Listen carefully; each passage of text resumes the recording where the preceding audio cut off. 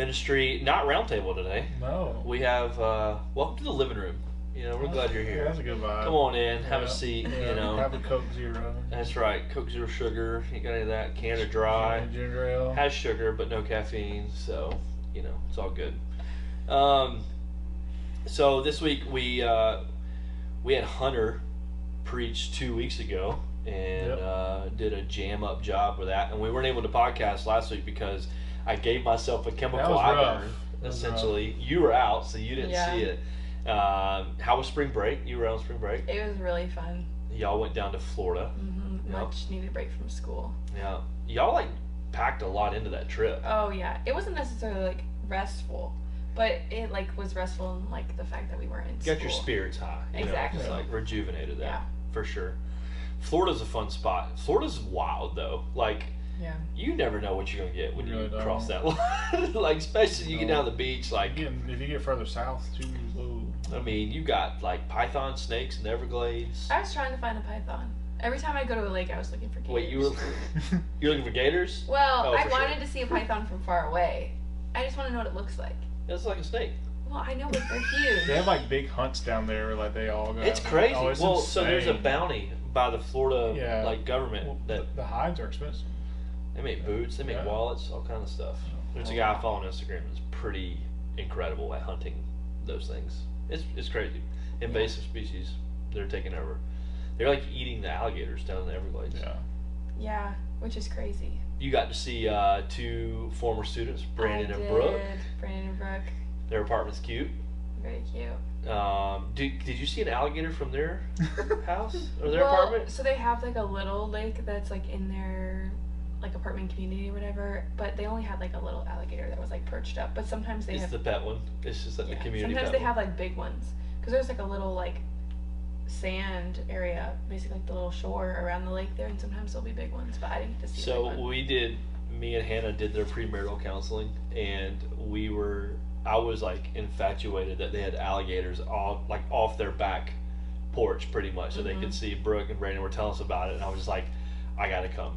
I gotta come feed these things, and I will. I'll break down raw chicken legs and try to feed these jokers and just see what happens. But maybe this summer we can cruise down there and go see them, and I can feed an alligator from their back porch.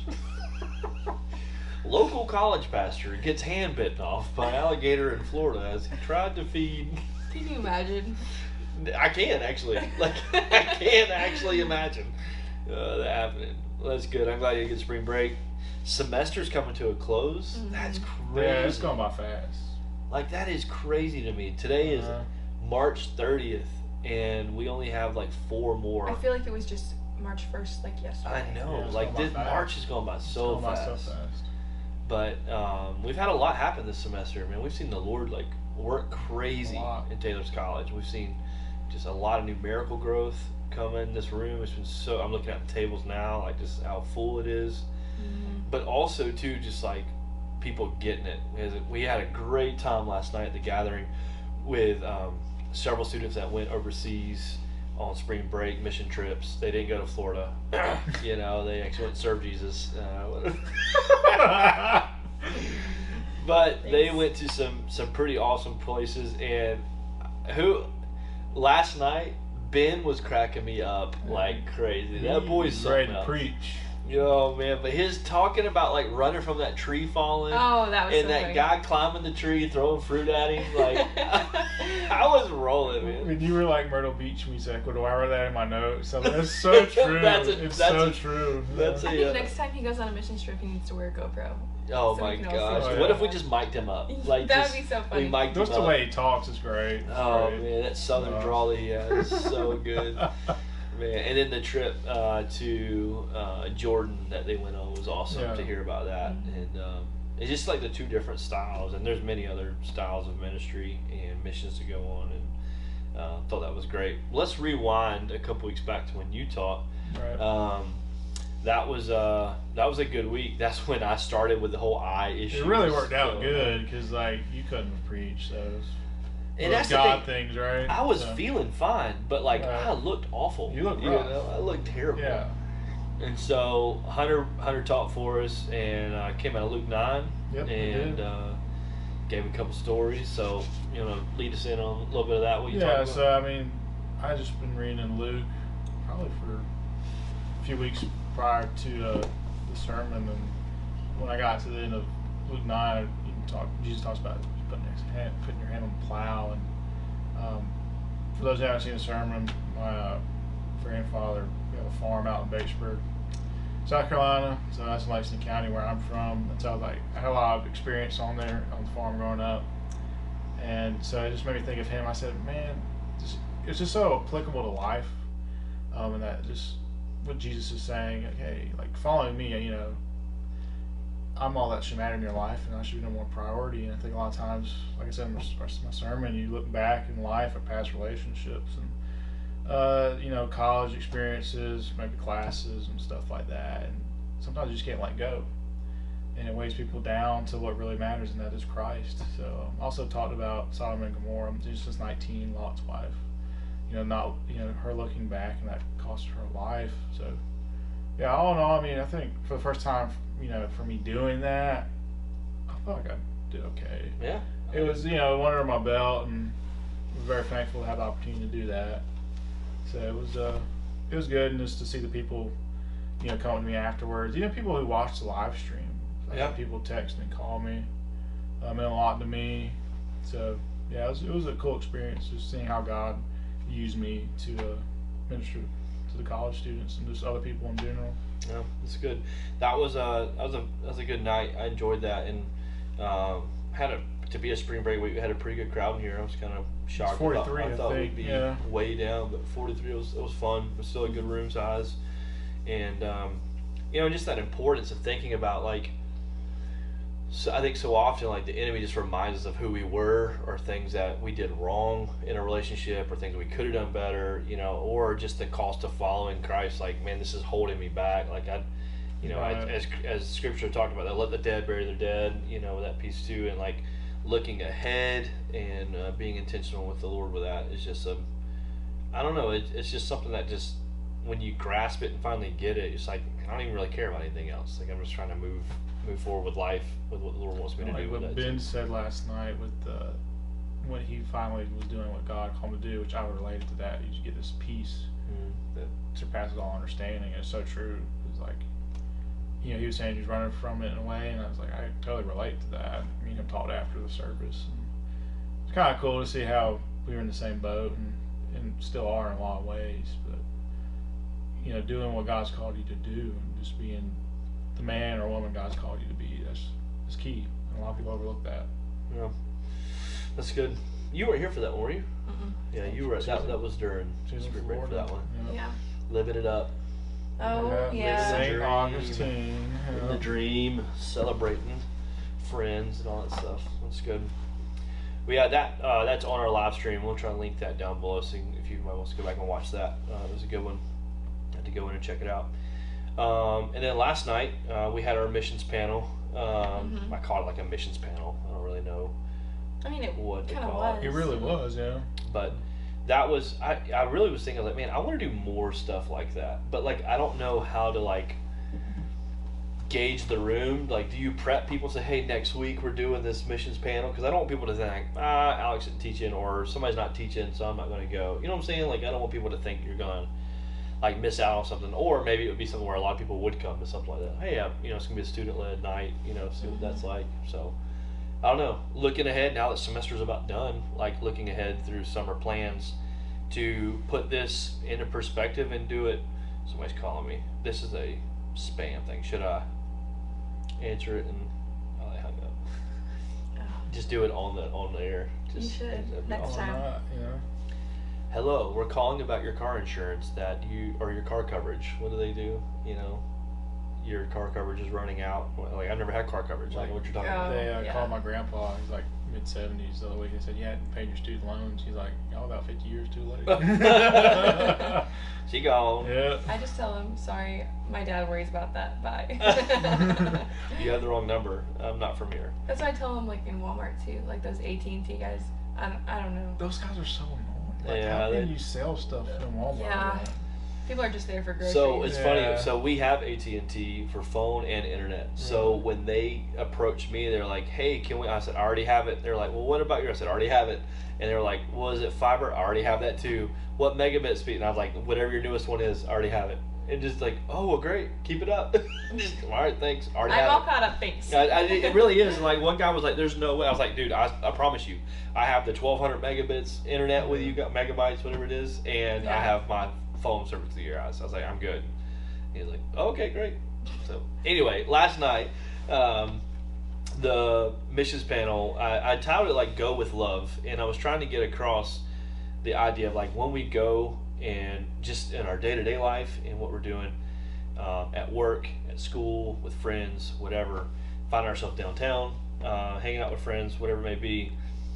Like if we're going with love and that taste of love, like man, Christ has loved us enough to send His Son for us to accept, to give us eternal life if we accept Him as Lord. But like, do I love my neighbor in a way enough to be like, man, I want to give you an option out. Not that I can give it to you, but like I can present to you, hey, there's something better here than just what you're going through. And it's just hard to get. And one thing, like, maybe y'all can lean in on this a little bit, but like I didn't say this last night, but I wanted to say, and I had it in my notes, but I was like, how do you make this stick for you?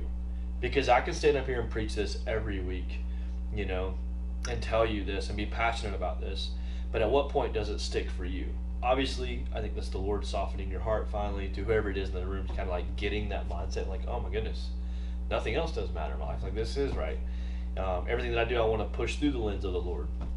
Like, how do you, like, sometimes it's like you hit a brick wall as a leader, teaching, pastor, whatever it may be, because it's like, man, I want you to get it, and I don't know how to make you get it, you know. And so it's, I don't know, it's good, but it can sometimes be discouraging too. It's like, man, but I think that quote that I finished out with kind of maybe resonated. That I said that missions is a lifestyle, not a fundraising opportunity. You know, I was trying to like, man, make that the lens of just like, it's not just a one and done. You know, it's just, I don't know, it's a life, you know, that you're doing and called to do. So, I don't know, thoughts on that? I liked what Emily said, that Pastor Steven said at one of their Reach orientations, how it's like not like, should I do this, but like, why shouldn't I? A lot of For times sure. we're like trying to find the excuses, and like trying to find the reasons, but like that is actually our purpose, and that's what we should be doing. And we're trying to find reasons why we should be doing it, but actually that is the main purpose and the main reason. So we kind of just like need to shift our mindset almost, because we've just lost focus. I think seeing it as not as a thing to be intimidated by, but as opportunity to seek. you Yeah. know? Yeah, I mean, going off that, you know, you don't have to go to Ecuador or Jordan to do missions. I mean, I think I Love Taylor's coming up Saturday, and that's a good opportunity. And just being with people in the community, and just being Jesus to people who may have never seen Jesus or felt Jesus, and especially in this day and age, because I feel like this generation, like our parents took us to church, right? Yeah. Where like this generation's like, oh, let's go play t-ball, let's go on Sundays. So a lot of people would never even like went through a church door.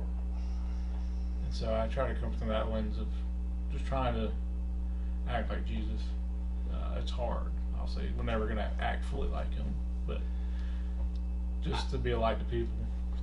I think it's interesting too, like, it's like we have Love Taylor's coming up on Saturday, and a lot of us are doing it. Cheyenne just gave me the number 62 people are registered to help us with the That's block party. Wow. So we have that's just our block party. That's a lot. So we're gonna definitely have like a 3-to-1 ratio for the kids to whatever. Yeah. So. They're gonna be overwhelmed. All these people in red. Oh my gosh, what are we doing here? You know? But like I think about that, like, okay, but how do we take this? And this was my heart last year. I think maybe you and I and Caitlin talked about a little bit of summer or something. I can't remember.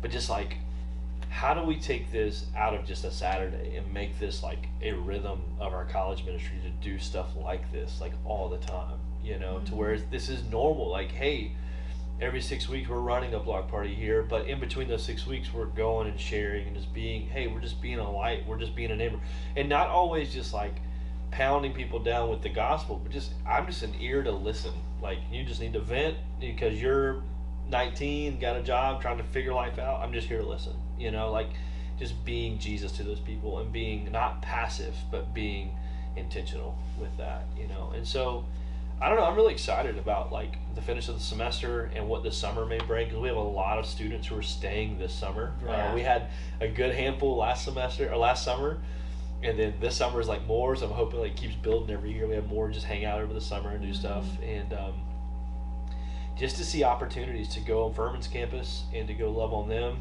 this summer. Yeah. And just people who are visiting on the Swamp Rabbit Trail, doing some interaction stuff like that. But just like going with love, that idea, just like going with love. Like, man, Christ loved me enough to know. And did I we're on camera, so you can be truthful as you want to. But did I overhit the idea of like, if Christ is our identity, that 2 Corinthians 5:17, like, that's just something I think is so important, of like knowing if my identity is in Christ first, then man, what do I have to lose, really? What do I have to gain, you know, really? Not, and like what Emily said, not the why shouldn't we, you know, why shouldn't we do this type thing. I just think knowing that identity piece first is kind of huge in that. I don't know.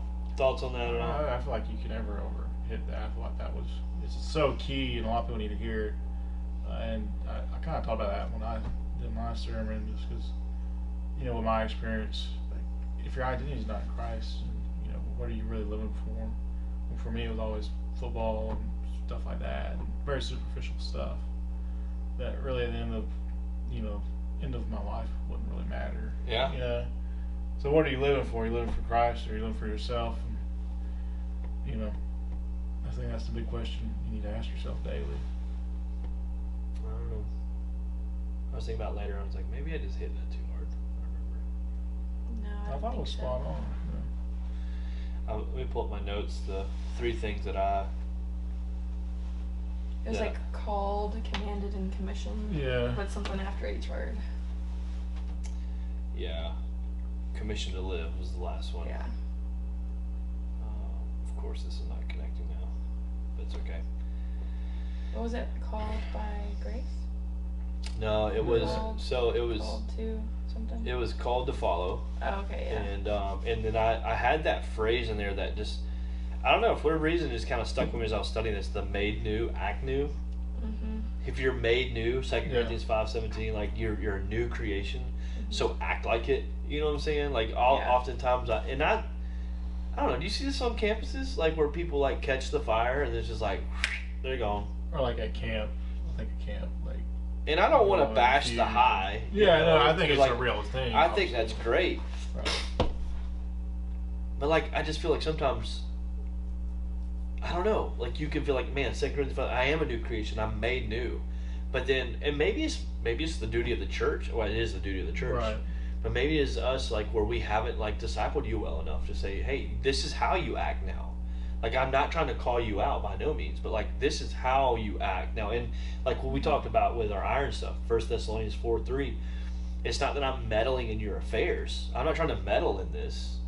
I'm just trying to help you be intentional with calling you up to standard, to snuff, Yeah, as you what say, God's man. called you to be. Because that's no longer how you're supposed to act anymore. Are you going to go on sinning? I think for sure. But you're a new creation, so if you're made new, then act new. You see that on campus at all? Yeah. I don't know. I'm not there, so I don't know. Yeah, no, I feel like I definitely see that. I think, like, a lot of kids, like, not everyone, but, like, I mean, personally, like, I got saved when I was young, so it's not like you just have, like, a huge life change that you see. So then I feel like it's not as much of, like, you realize that you were living in this way and you're turning from it. So then I think you can kind of just, like, get comfortable and you feel like you didn't have that big life change or whatever. And then, yeah, people just get comfortable. Yeah. Like, being a Christian, and you kind of just, like, live however you want. Not that you're, like, openly sinning, you know, living in Yeah. certain ways, but you're not being intentional about acting different. Yeah, I accepted Christ at a super young age. I was 5 years old when I accepted Christ, and I firmly believe that that was the time that I legitimately accepted Christ. And I think now that what's crazy is I've been a Christian for 28 years, and that's bizarre to me to That's think a long about. time, yeah. I don't know. So the 3 things that I have were called to follow, commanded to love, Okay. and commissioned to live. That's what I had. Those 3 things. Called to follow, commanded to love, and then commissioned to live, to go and to be, as we go. And then with that live, that made new, act new, and then missions is a lifestyle, not a fundraising opportunity, and then going with love.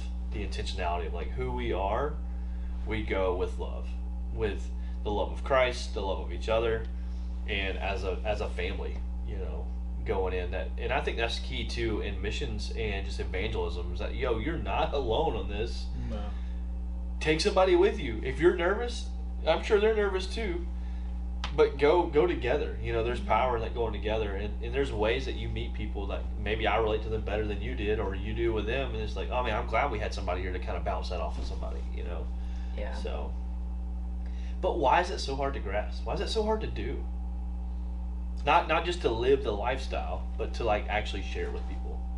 Like was Kristen talking about it, but the community aspect here, I think we take for granted of it. Yeah. And obviously I think she went to Jordan. She was like, Jordan's very predominantly Muslim, and she talked about how it just opened up her eyes. How, man, we're blessed here with such an amazing opportunity. I think we just kind of take things for granted and let things go by the wayside. We get comfortable in complacency. It's a dangerous place to be. I mean, Christ talks about that. If you're lukewarm, he'll spit you out of his mouth. So. Yeah, I don't know. That's something that's always just kind of like been cloudy in my mind. Like we have this best news, and when we go on camps and retreats together, we're so fired up together. We're gonna change the world. We're gonna do this, and yes, we might. But like, how much quicker if we actually did it? Would it actually happen? You know what I'm saying? I think we're too worried about rejection and what people will think of us, because I actually just did a presentation in one of my classes last week about like discrimination against Christians like in the workplace, and how like it used to be cool to be Christian like 50 years ago. Like everyone claimed to be a Christian, but now people like don't want to associate with Christians, and so people are just afraid of getting rejected. And not that we're facing, like some people do face persecution, like where we live, not necessarily like in an extreme way, but I think people are just so afraid of that, or they're just like afraid of being looked down upon. Like they just want to be cool. They want to be accepted by people. Rejection's huge. I think that's a big piece of that. And comparison goes in that way too. Just like, man, this is so heavy, but it's like so like it's bottomless though. Even Christ was rejected. Oh my gosh. Luke 9. I didn't talk about it in my sermon, but they were going through Samaria, and people were rejecting Christ, and he was talking to them, and it's like, man, he's the Son of God. People are just rejecting him, but he's Jesus. So something like, okay. Something I think is really cool. Pastor Josh and I, a few others, we meet at the beginning of the week to like prep the next week's sermon. Right. And something that was really cool that he mentioned, and we just kind of discussed it, was how Christ models this like what we would look. He didn't say it this way. I'm paraphrasing, but like what we would call like the goodwill picture of Jesus. Like he's this kind, compassionate Jesus. But if you look at the triumphal entry from that point on, his eyes, the scripture says his eyes were set on Jerusalem. So his attitude changes from then on to where it's just like he's come for business. Like it was this compassion, gentle Jesus. Like this is who we model after. He was stern, but yet he was intentional. He met the needs as he needed to. He healed as opportunities presented, as we read about. But it was just like this, what I call the goodwill picture of Jesus. But at triumphal entry, which we're getting ready to celebrate this Sunday, Palm Sunday, triumphal entry on, it is incredible to see. Just if you like study his demeanor, like just not even answering the king, not even giving him the time of day, knowing what's next, coming in and being intent. I mean, it's really cool to see. Like we're to be like both of that Jesus. Right. One person, he embodied the same thing, but he knew the time and place to be ready and to go. And so like that just kind of gets me excited, because it's like, okay, I can go out with intentionality to talk to people, knowing that if they reject me, I can take that to heart. Like, man, that's frustrating. But knowing like, all right, Lord, you were rejected, so let's just bounce. Let's keep going, and kind of keep going. Because it's too easy to have that one rejection and then just be like, oh, never gonna do this again.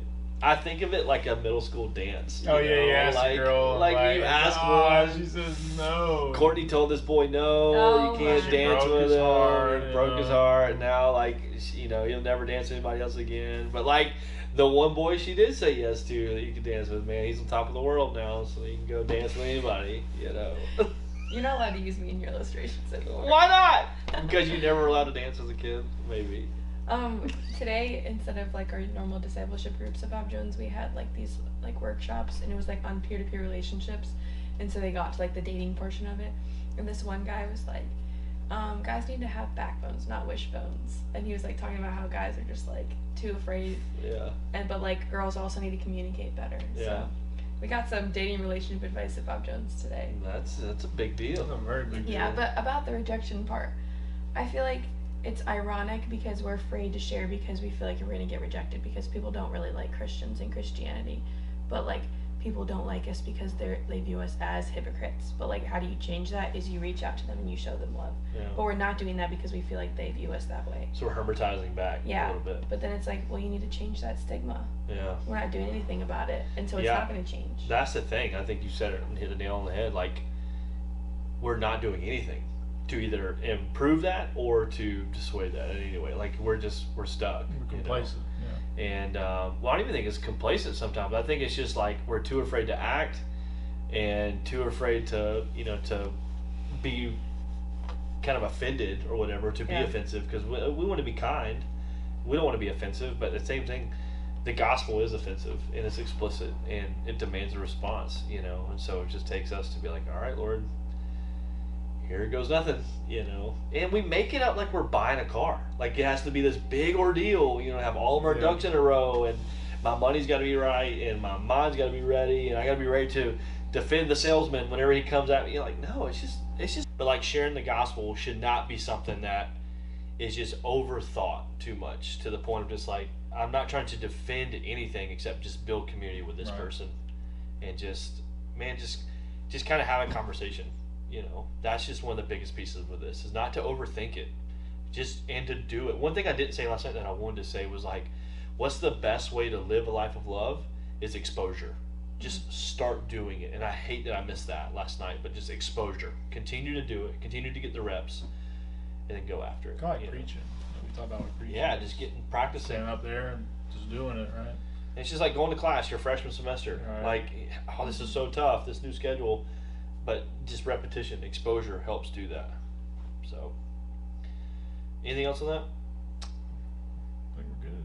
Let's finish out with some trivia. Not trivia, but fun facts. I bet you didn't know.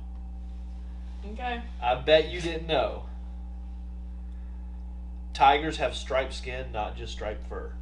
I feel like that's a common thing. People might know that. Did you know that? I didn't know that. Did you know that? I've never shaved a tiger. Zebras are the same way. Zebras have striped skin, not striped fur. I feel like I would have guessed zebras more than tigers. Tigers have striped skin, not striped fur. Okay, I bet you didn't know. Most people, this is false. This is most people fall asleep in 7 minutes. That's a fat lie. There's no way. That's a fat lie. Do you fall asleep in 7 minutes? I mean, when I put my phone down, yeah.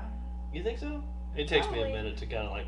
Oh no, it takes me like. I'm so Probably tired. 20 By the time I minutes. get to go to bed, I am tired. Caitlin falls asleep in 2 seconds. Does she really? She falls asleep doing her homework. She falls asleep in here all the time too. So I'm just kidding. I was like, she wouldn't do that, but she could. She would want to. All right. Oh my goodness! I bet you didn't know this. Then we're gonna finish with this. Is what you need to finish on right here. Oh boy. Almonds are a member of the peach family. What? What?